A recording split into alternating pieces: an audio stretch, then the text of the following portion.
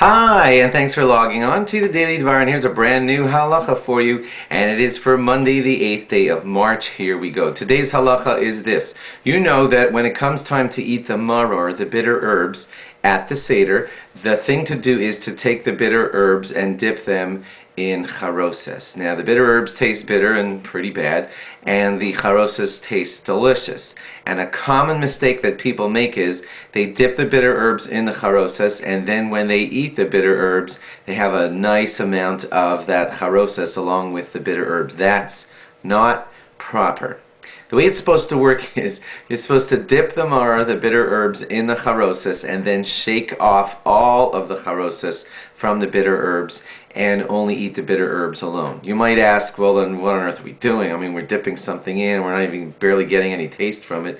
It's actually quite mystical what we're doing. According to the Gemara, there is something poisonous inside of the bitter herb called kappa, which is harmful to us. We don't know if that's spiritual, metaphysical, or it's actually real. But we know that when you dip the bitter herbs into the charoses, then the metaphysical or bad effects of the kappa inside of the bitter herbs is nullified, and that's one of the reasons that we do it.